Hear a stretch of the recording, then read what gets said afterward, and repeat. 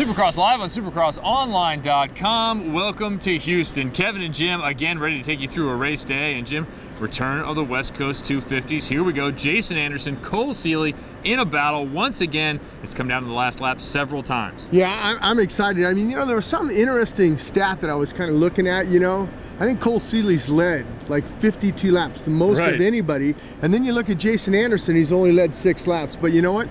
He leads the most important one, that last lap, like you said. And we haven't seen these guys since San Diego. It's a long break for these guys, and they're going to get after it. They got next weekend in Seattle, and then they got a little bit of a break, and then Vegas. It's going to go all the way down to the wire. It'll be interesting to see where Jason Anderson is at. We haven't seen him at all. Where we have seen Cole Seeley on the 450s. We have seen Malcolm Stewart on the 450s. What do you think Anderson's been doing?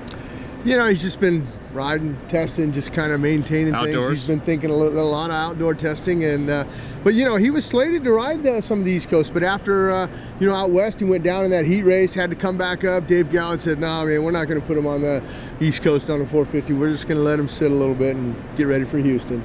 Don't forget the other players in this West Coast 250 class. Cooper Webb didn't have a good outing last time, but he has been a factor.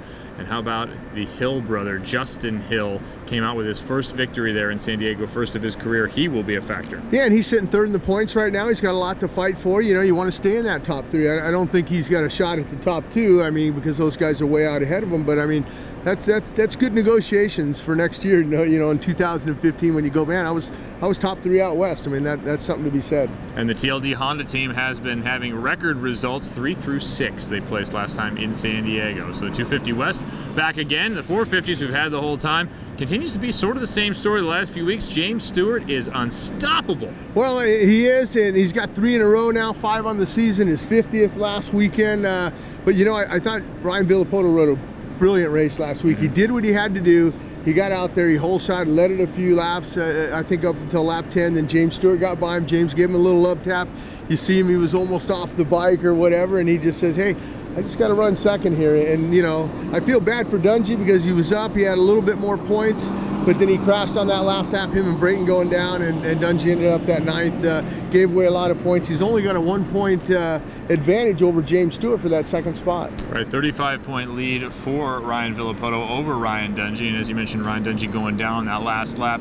Put himself down, but he was trying to pass Ken Roczen, looking for a few more points. Yeah, every time you get a guy, and you got to remember that where Ken Roczen finished just off of the box, every time you pass a guy, that's 2 points, because the way the points are paid, 25, 22, 20, 18, 16, 15, and then it goes 14, 13 on down. So that was huge. It was a gamble, and it didn't pay off for him.